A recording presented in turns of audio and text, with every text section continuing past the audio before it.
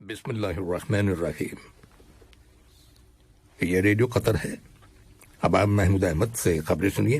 ابتدا میں پیش خدمت ہیں اہم خبروں کی سرخیاں۔ اسم امیر نے سلطنت عمان کے سلطان، مراکش کے بادشاہ اور جمہوریہ لاتویہ کے صدر کو آج ان کے ممالک کے یوم آزادی کی سالگرہ کے موقع پر مبارکباد کے برقی پیغامات ارسال کیے۔ نائب وزیر اعظم اور وزیر خارجہ کو ہالینڈ کے وزیر خارجہ کی جانب سے ٹیلی فون کال موصول ہوئی ہے۔ نائب وزیر اعظم اور وزیر مملکت برائے امور دفاع کی سرپرستی میں مسلح افواج کے چیف آف اسٹاف نے فضائیہ کے آلودیت اڈے پر اپاچی طیاروں کے نئے ہیڈ کوارٹرز کا افتتاح کیا ہے۔ وزیر تعلیم اور اعلیٰ تعلیم نے کہا ہے کہ فیفا ورلڈ کپ قطر 2022 کی انتظامیہ نے قطری میگا پروجیکٹس کو مکمل کرنے کے معاملے میں مختلف چیلنجز اور مشکلات پر قابو پانے کی غیر معمولی صلاحیت کا مظاہرہ کیا ہے۔ یہ تھیں اہم خبروں کی سرخیاں، اور اب سے چند لمحوں بعد تفصیل سے خبریں نشر کی جائیں گی۔ لیجیے اب آپ تفصیل سے خبریں سنیے۔ صاحب اسم امیر شیخ تمیم بن حمد آل ثانی نے سلطنت عمان کے سلطان حیثم بن طارق، مراکش کے فرما روا شاہ محمد ششم اور جمہوریہ لاتویہ کے صدر ایگلس لیوٹس کو آج ان کے ممالک کے یوم آزادی کی سالگرہ کے موقع پر مبارکباد کے برقی پیغامات ارسال کیے ہیں۔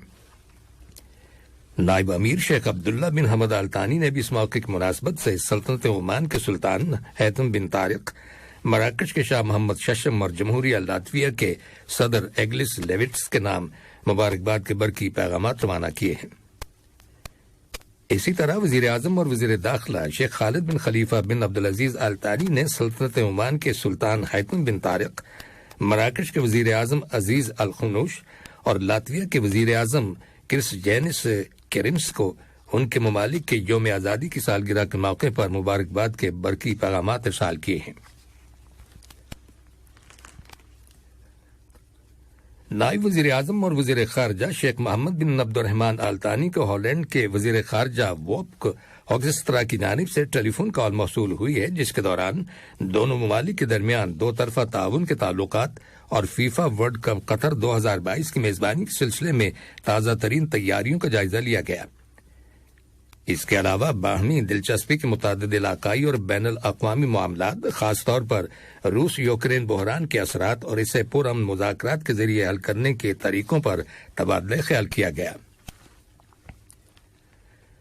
نائب وزیر اعظم اور وزیر مملکت برائے امور دفاع کی سرپرستی میں مسلح افواج کے چیف آف اسٹاف جنرل سالم بن حمد بن عقیل النابت نے فضائیہ کے آلودیت اڈے پر اپاچی QRA طیاروں کے نئے ہیڈ کوارٹرز کا افتتاح کیا ہے۔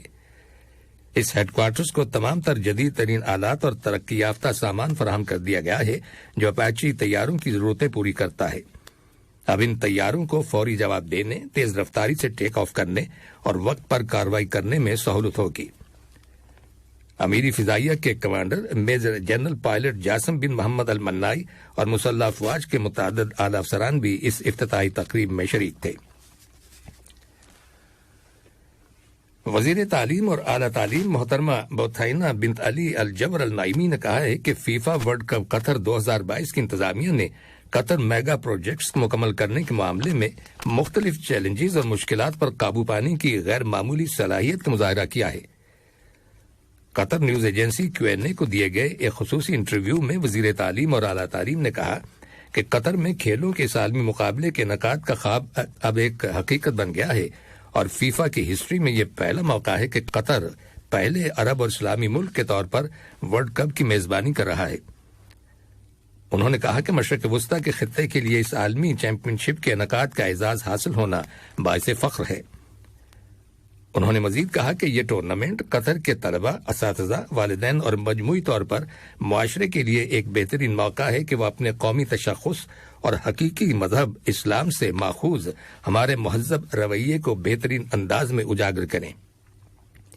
وزیر تعلیم اور اعلیٰ تعلیم نے ایجوکیشنل کمیونٹی، جس میں مرد اور خواتین اسٹوڈنٹس، اساتذہ، تعلیمی اداروں کے منتظمین اور والدین اور سوسائٹی اور سول اداروں کے ارکان، جنہوں نے اس عالمی ایونٹ کے انعقاد کے معاملے میں کی جانے والی کوششوں میں حصہ ڈالا، سب کی تعریف کی اور شکریہ ادا کیا۔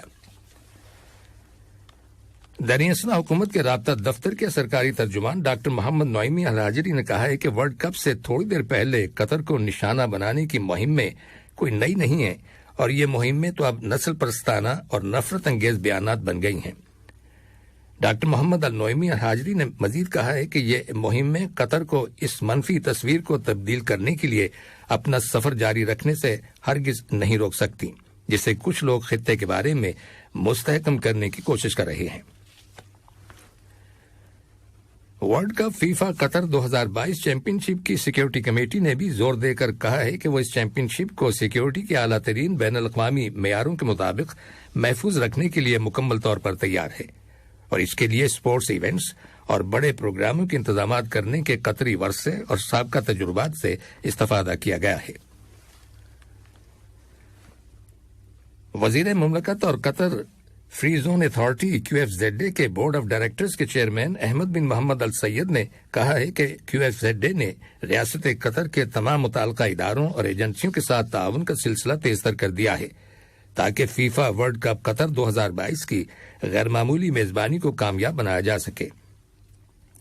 قطر نیوز ایجنسی QNA کو دیے گئے ایک خصوصی بیان میں انہوں نے کہا کہ QFZA اس عالمی ایونٹ میں سرمایہ کاری کر رہا ہے، چنانچہ وہ علاقائی اور بین الاقوامی کمپنیوں کو قطر کے فری زونز میں سرمایہ کاری میں تعاون کے لیے تیار ہے اور مقامی اور غیر ملکی سرمایہ کاروں کے درمیان طویل مدتی شراکت داری کو فروغ دینے کے لیے کوشاں ہے۔ یہ خبریں ریڈیو قطر سے نشر کی جا رہی ہیں۔ فرانس کے صدر ایمینوئل میکرون نے کھیلوں کو سیاست سے دور رکھنے کی ضرورت پر زور دیا ہے اور کہا ہے کہ کھیل کو پولیٹیسائز کرنا یعنی کھیل کو سیاست زدہ کرنا بہت بری سوچ ہے۔ فرانسیسی صدر نے یہ بات Asia Pacific economic cooperation APEC کے سربراہی اجلاس میں شرکت کے لیے بینکاک پہنچنے پر صحافیوں سے گفتگو کرتے ہوئے کہی۔ یاد رہے کہ فرانس سن 2024 میں اولمپک گیمز کی میزبانی کرے گا۔ فرانس کی قومی فٹ بال ٹیم اپنے ٹائٹل کا دفاع کرتے ہوئے فیفا ورلڈ کپ قطر 2022 میں شرکت کے لیے گزشتہ بدھ کی شام دوحہ پہنچ گئی تھی۔ فرانسیسی ٹیم 22 نومبر کو آسٹریلوی ٹیم کے ساتھ پہلا میچ کھیلے گی۔ سوڈان کی حکومت نے فیفا ورلڈ کپ قطر 2022 کی میزبانی میں قطر کی مکمل حمایت اور سپورٹ کا اعلان کیا ہے اور کہا ہے کہ عرب خطے میں اس طرح کے بڑے عالمی ایونٹ کا انعقاد پہلی بار ہوا ہے۔ سوڈان کی وزارت خارجہ کی جانب سے جاری کردہ ایک بیان میں فیفا ورلڈ کپ قطر 2022 کے کامیاب انعقاد کے لیے ریاست قطر کی جانب سے کی جانے والی غیر معمولی کوششوں، تیاریوں اور انتظامات کی بھرپور تعریف کی گئی ہے۔ بیان میں قطر کی جانب سے اس تقریب کی میزبانی کے خلاف بدنیتی اور شکوک و شبہات پر مبنی مہمات کی شدید مذمت کی گئی ہے، جس سے ظاہر ہوتا ہے کہ اس عالمی ایونٹ کی میزبانی قطر اور تمام عرب ممالک کے لیے ایک اعزاز کی بات ہے۔ غزہ کی وزارت داخلہ نے اعلان کیا ہے کہ پٹی کے شمالی حصے میں واقع جبالیہ کیمپ کی ایک رہائشی عمارت میں آگ لگ جانے کے نتیجے میں اس عمارت کے اندر موجود تمام کے تمام رہائشی جاں بحق ہو گئے ہیں، جبکہ سول ڈیفنس نے بتایا ہے کہ اس کے عملے نے 21 جلی ہوئی لاشیں عمارت سے نکالی ہیں۔ وزارت داخلہ کے ترجمان نے کہا ہے کہ ابتدائی چھانبین سے پتہ چلا ہے کہ اس عمارت کے اندر پیٹرول ذخیرہ کیا گیا تھا، جس کی وجہ سے آگ اتنے بڑے الاؤ میں تبدیل ہو گئی۔ اس نے بتایا کہ مزید تحقیقات جاری ہیں۔ آخر میں اہم خبروں کی سرخیاں ایک بار پھر سن لیجیے۔